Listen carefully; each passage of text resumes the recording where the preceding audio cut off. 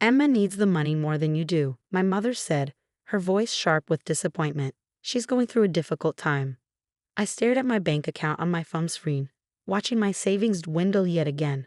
At 29, I had given my sister over $50,000 in emergency loans that were never repaid. Mom, I can't keep doing this, I said, trying to keep my voice steady. I've helped her with rent, car payments, credit card debt. She needs to learn to stand on her own. How dare you? My mother snapped. Your sister is pursuing her dreams.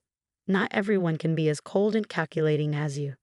Emma's dreams had changed monthly for the past 5 years. Fashion designer, social media influencer, life coach, cryptocurrency expert, each venture funded by my hard-earned money, while I worked 60-hour weeks as a software engineer. My father's heavy footsteps echoed down the hallway. What's this about you refusing to help your sister? He demanded, entering the kitchen. She called us crying. Her rent is due tomorrow.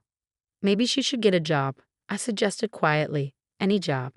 The silence that followed was deafening. My parents exchanged that look I'd grown familiar with, the one that said I was being difficult, unreasonable, selfish. A job. My mother repeated, as if I'd suggested something obscene. Your sister is special. She's not meant for ordinary work like you. There it was. The comparison that had haunted my entire life. Emma was special, creative, meant for greater things. I was practical, boring, meant to support her dreams. I'm done, I said, standing up from the kitchen table. I'm not giving her any more money. Sit down, my father ordered. We're not finished discussing this. Yes, we are. I've given her enough to buy a house. Instead, she spent it all on designer clothes, fancy restaurants, and failed business ventures. I'm not doing it anymore. My mother's face crumpled. How can you be so heartless? She's your sister. And I'm your daughter, I replied. But you've never worried about my dreams, have you? My father slammed his hand on the table. That's enough. If you won't help your sister, then you're no longer our daughter. Get out. The words hung in the air, heavy with finality. I looked at their faces, seeing no love, no understanding, just disappointment and anger. Okay, I said simply, grabbing my purse and laptop bag. Goodbye. Where are you going? My mother called after me, her voice wavering slightly. Away from here. Away from all of this. As I walked to my car, my phone buzzed. Emma was calling, probably to guilt-trip me about the rent money. I declined the call and turned off my phone. That night, I booked a one-way ticket to Seattle, where my company had an office. I had enough savings left to start over, savings I protected from Emma's latest emergency. The next morning, I packed 2 suitcases with essentials and drove to the airport. My phone showed dozens of missed calls and messages, all variations of the same theme. I was selfish, heartless, a terrible sister and daughter. The last message was from my mother. If you get on that plane, don't ever come back. You're dead to us. As I boarded my flight, I felt surprisingly light. Years of guilt, manipulation, and financial drain lifted from my shoulders. I had no idea what awaited me in Seattle. But for the first time in years, I was free to find out. My future was finally my home. 3 years passed in Seattle like a dream.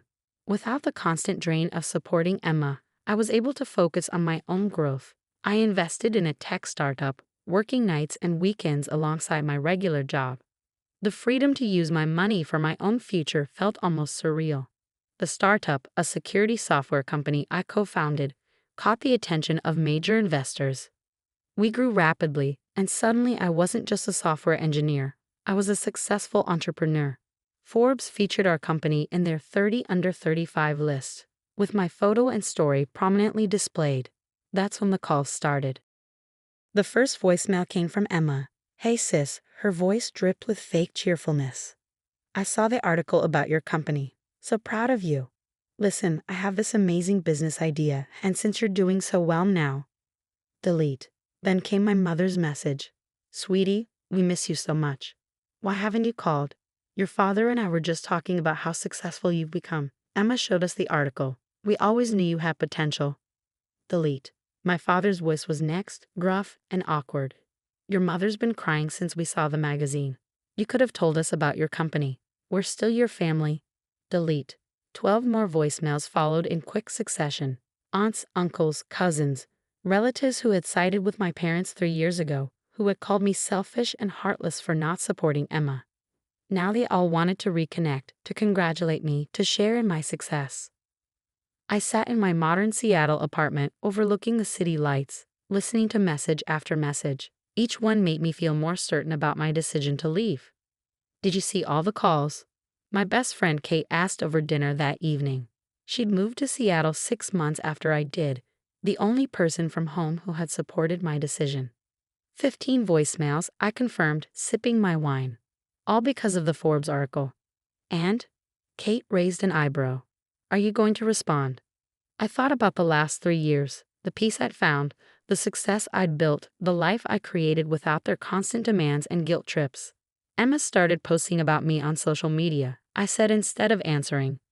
Calling me her brilliant big sister and tagging me in throwback photos. She's telling everyone how close we are. Kate snorted.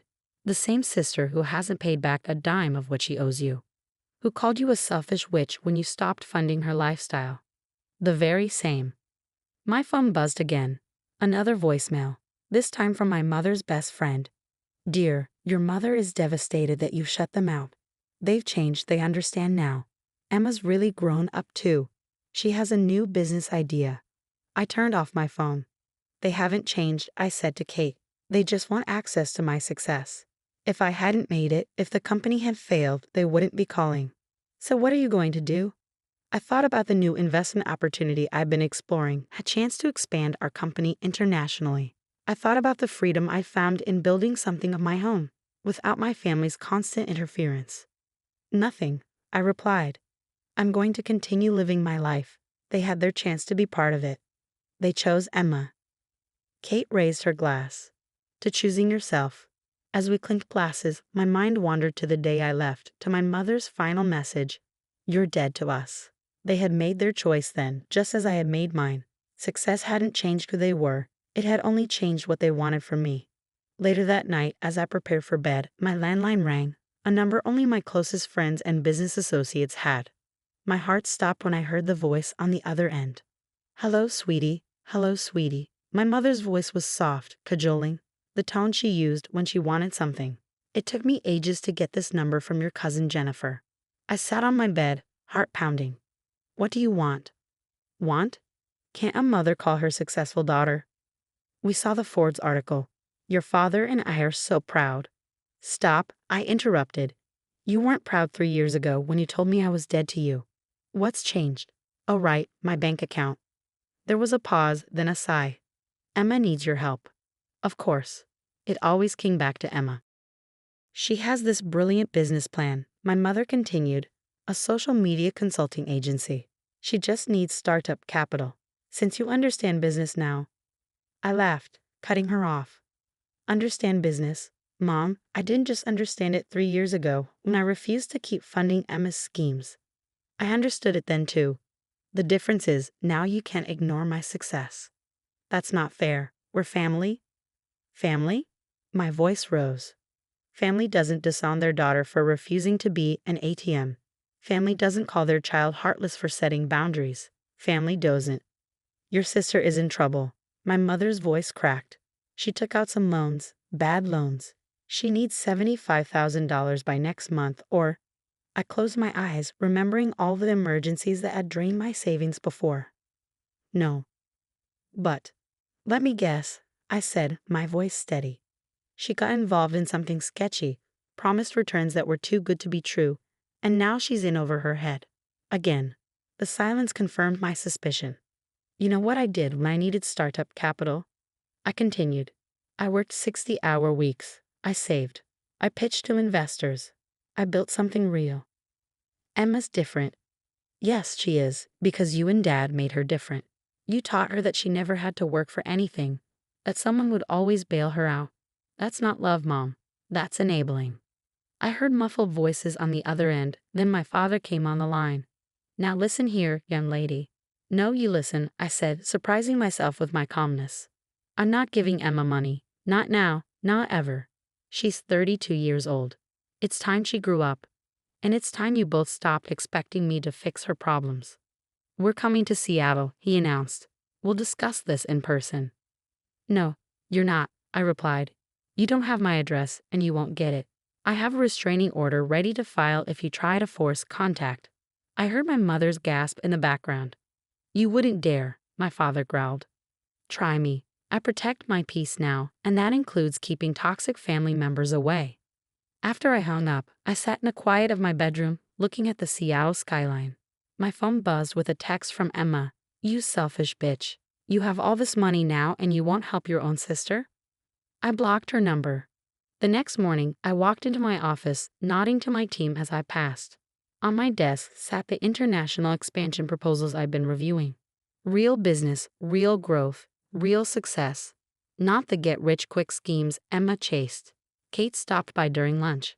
How are you holding up? I showed her the blocked numbers on my phone, the emails marked as spam, the social media accounts I'd muted. I'm protecting my peace, I said simply. She smiled. You know what? The old you would have caved. You would have sent the money just to stop the guilt trips. The old me didn't know her worth, I replied.